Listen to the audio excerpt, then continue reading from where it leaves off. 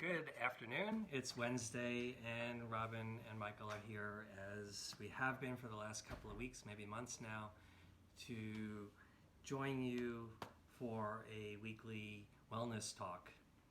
We're at Sunraven, the home of slow medicine here in Bedford, New York, and we really enjoy spending this time with you and sharing our thoughts, some contemporaneously, some prepared, but on subjects that we are addressing in our own individual practices and our work, and that's why we want to bring them forward, which is to follow the interest that seems to be evolving on some of these subjects. Today's talk, we're going to get back to something we have discussed before, which is fear. There seems to be a lot of fear that we are experiencing personally in our professional practices and what we're aware of around us. And fear, like every single other emotion, has almost an intelligence to it. There's a reason we experience fear. And I think what we want to sort of discuss today is, rather than to look at fear like we could look at anger, or we can look at other emotions that are uncomfortable and say we just want to get rid of it, we believe that there's something of an opportunity that the emotion that comes up for us presents. And in this case, fear tells us about something in our immediate environment that we need to pay attention to. Something is either changing or shifting, or something is threatening us, but rather than to wish it away, is to ask the question, what needs to be addressed right now, and is there an action I need to take? Often in our lives, we recognize that a lot of fear has nothing to do with our current situation. It's sort of the way we sometimes are infected by the fear other people are experiencing, and it may or may not have as much to do with me as an individual as it does to the people around us. And if I was to take on all the energy of all the feelings, or if you were to take on all the energy of all the feelings of the people around you, we would definitely get overwhelmed. And I think fear is one of those things that is quite infectious. In fact, in the current moment of time in history, it's an infectious disease that is literally contributing to so much of the fear that we're dealing with. But that's not the only thing that's causing us to be afraid. That requires some attention. So that's sort of the reason for this subject today, which is how can we actually pay attention to fear with an eye toward evaluating whether or not it's a legitimate issue for us, and how we respond to it, and how we move through it. Because when we respond to something effectively, it doesn't need to linger. So if I'm taking care of myself properly, if I'm driving a car and an animal comes right in front of me, I'm going to flinch, I'm going to feel fear. But as I pass the animal, and let's hope it wasn't injured and I stayed on the road, there's no longer ongoing reason for fear. Now, I might have some sort of rebound phenomena of excitement that needs to settle down, but I don't have to stay in fear. If I was to stay in fear that there could be animals all along my course, then that's how I'm going to live my life, and I'm ultimately probably going to lose a certain amount of energy and maybe miss other aspects of living by being so dominated by that anticipatory fear. And I think that's what affects a lot of people. I think that is what depletes a lot of people. So that's what I want to talk about. So we want to talk about. Yeah. Well, it's interesting because on Wednesdays when we have our live conversations with you, it's really a beautiful practice, because I was really thinking about the meaning of the topic today, which is embracing your fear. And we can go down different roads. We don't have a lot of time. We have shared a lot about how it can stop you in your tracks. And Michael just described how it is important to help protect us, for our survival purposes. And then I was thinking this morning when it's important to really, really embrace the fear. And many people that maybe we'll say in the political realm how they are not aware of that they are fearful and the ramifications of that. So that was sort of where I was coming in this morning, how that, the importance of understanding how important it is to be aware of all of our emotions without getting, as we say, hijacked, where it actually overtakes us. This embracing fear is about also some humility, some real honest reflection of self, and how we need to, and how important it is to talk about that today. Does that make sense? I was going to use an example, but I'm going to let you. I'm honestly not sure. Okay, I'm going to use an example. I think an example would be good. Okay. So certain people have certain behaviors that interfere with us staying in connection with another person. One might be someone that goes to a quick place of being judgmental or criticizing or bullying. Let's just use that. We can all think of a time when maybe we experienced an experience of feeling bullied by somebody. So what is the emotion underneath that energy? If we take a moment, because most of us might say, well, I become fearful of this person because they can dominate me, and I'm thinking politically right now, so we won't get into a whole political statement. However, so I can share with you how it shows up. Controlling nature, bullying, someone who is critical and often judgmental. Okay, so what I wanted to share today is there is the deeper emotion underneath these qualities or behaviors will move us down into actual fear. So I thought that was a different take of presenting this in a little bit of a different way, and where we need to embrace fear. So somebody who characteristically is a dominating person, underneath, they don't appear fearful at all. They actually, to the contrary, they become puffed up, sort of. I think of my horse, one of my alpha horses, and we have two dogs also. One becomes very fearful, sorry. Underneath the fearful is the actual emotion of fear. What are your thoughts?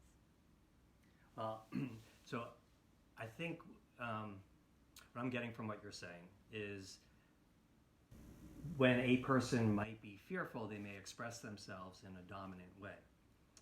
And so that may be true for us too. So we may become dominant, or tend to be dominant, or to take control. People may notice that we're taking control, and often that's because fear is coming up for us. And so I think helpful, though, in this discussion would be, so if we recognize fear in another person, in terms of how it's manifesting in their behavior. But I think most importantly, from the point of view of people who are listening to us now, if I am afraid, if you are afraid, you're feeling fear because somebody's bullying you. So somebody is attempting to be in control, empowering you, threatening you potentially. You then register that as fear. Maybe you are at risk for being hurt, or something taken away from you that's important to your survival or your needs, or maybe even just the needs for peace. Somebody is encroaching into a territory, you fear losing it, you feel fear. I think the conversation which I'd like to get your insight into is, so when I feel fear, when a person feels fear, and we talk about embracing fear, what is it that we're embracing? We are aware of the feeling, we're going to embrace it as opposed to oppose it, as opposed to dismiss it, as opposed to try to ignore it, or deny it. So yes, what is it deny that when we there. embrace something? We're actually holding it in a way because it has something to offer us. And what does fear offer us? Well, that's a perfect question. Many things. Fear will protect us. It'll give us a cognitive, our mind is what's important here. So our mind can go into telling us a story that this person has control over me, right? And, or we could be, most important, what Michael said is the awareness piece is the most important. Consciousness is what we talk about on these programs. So consciousness, that we actually have the ability to be curious and look at ourselves and ask ourselves that question: what's happening to me right now? So I know sometimes when I get, frustrated or come across angry, if I take the time and I really ask myself, if we can ask the question, what's really going on? Most of the time, it is actual fear underneath. Now, we can talk another day about what that actually means. Fear, what are we afraid of? No, I think we should talk about it today. So what I want to say about how important it is, I think, today, is really the acknowledgement of what is underneath these hidden, compensated parts of ourselves. So it could show up in a different way. It could also show up someone who looks like they're so compliant and they acquiesce and they're very sweet and overgiving. But if we really looked and we sat in a therapy session, as I do with my clients, we almost always, often, I don't like the word always, often we unravel that there is a fear component underneath. When somebody experiences fear, I'm fearful, what would be the sort of the way to pay attention to that where I'm embracing it, and what are the questions I would ask that would help me get through fear? Oh, sure. How would it improve my life if I was to truly face fear? Yeah. Well, the first is awareness. Second is to be able to be transparent and vulnerable. So that's the most important thing. If you cannot be vulnerable to actually say, honestly, I'm actually fearful in this moment. Many of us do not succumb to that emotion very easily in the outward. So I appreciate that. I'm asking the question. So you're my therapist. I'm afraid a lot. Yeah. I embrace it. I know I'm afraid. Well, okay. And so what? Most people don't come in and state that they're really, really afraid. No, but there usually is other compensated parts of ourselves. So, and I appreciate that. So I want to. So I'm saying, fear tells us to do what? Well, what do you know about that?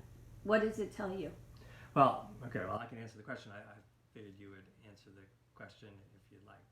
Yeah, I think we're looking at fear at two different angles, and how important it is that most people don't really understand that fear is necessary, because it helps stop us.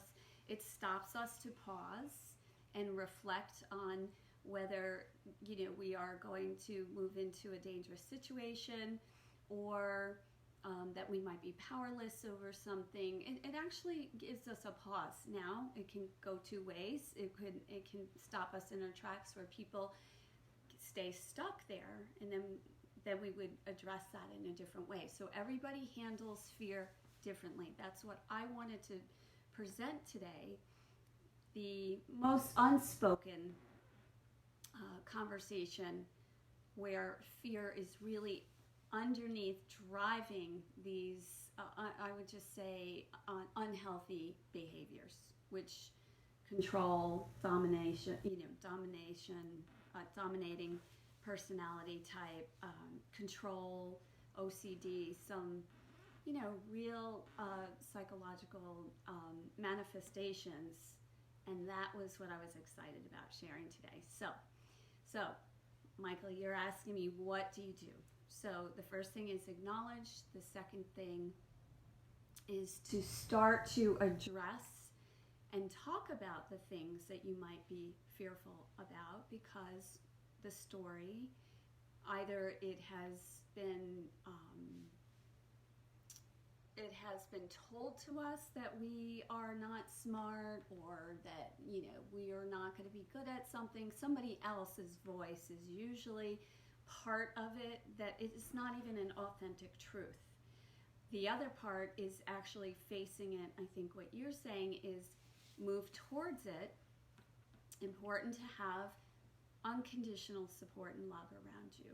So, and many of this is the psychology of it, that a lot of things where people are extremely stopped in their tracks and they don't move forward in their lives, generally it was to try to protect. At the same time, there's a balance. So we need the healthy amount of awareness of fear that can help us understand, assess the situation, but then a healthy movement towards moving forward. Does that make sense at all? Yeah, I mean, and what I would add to that is fear asks us to to pay attention to our immediate situation, because the core, most primitive aspect of fear is you're about to step off a cliff, and your life will be over. And so there is an immediate threat to your life. And so when something like that happens, of course, we need to respond immediately. We may not even have seconds to get out of danger. So fear in its most primitive is useful because occasionally fear comes up spontaneously because something is really threatening us. And so the fear demands that we pay attention to our immediate surroundings. What Robin then is sharing is that for a lot of people, fear comes up at other times. It's not an immediate threat.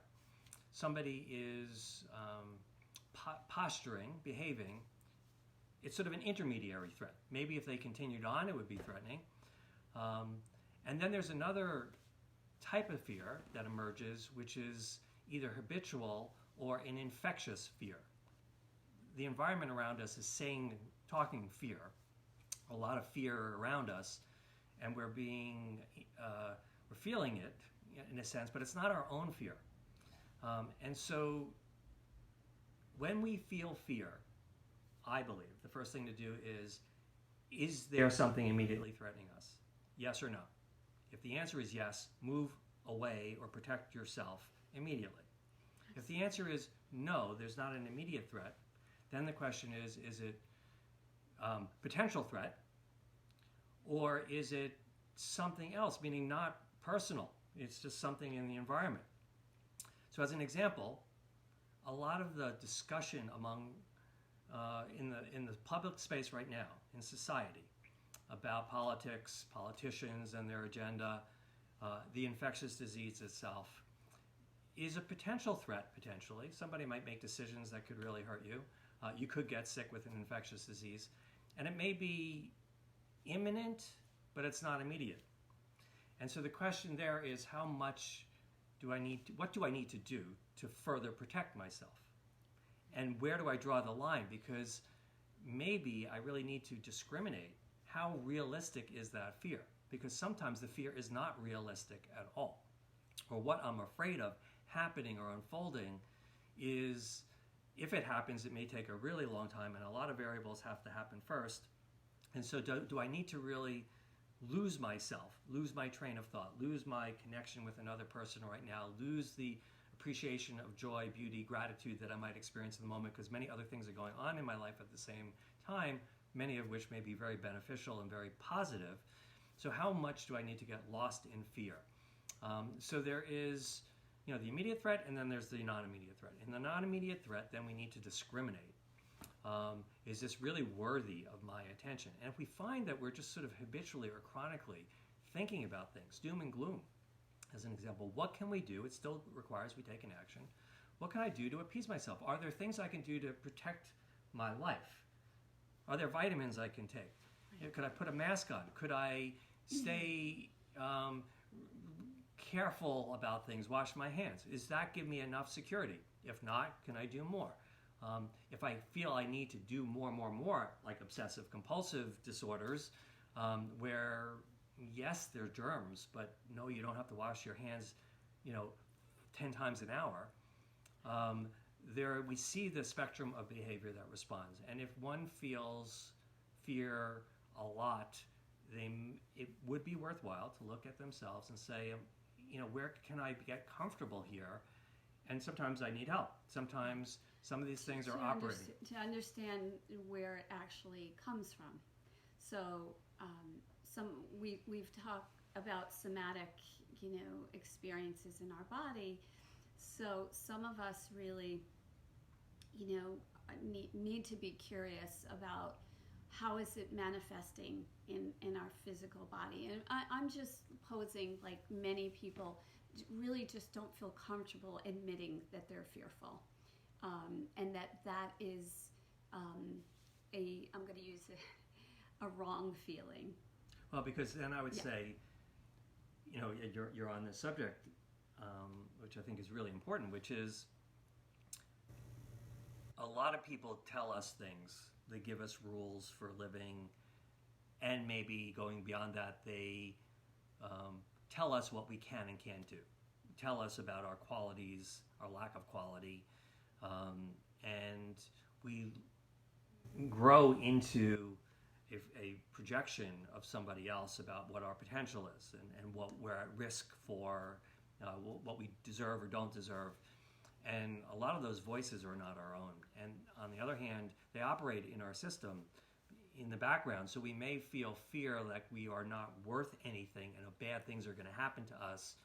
And then we, in a way, are much more sensitive to real threats, feeling that we're going to be more likely to be hurt by it than somebody else because we've already been put into a place of we deserve less or something like that. So this is where we need to check in.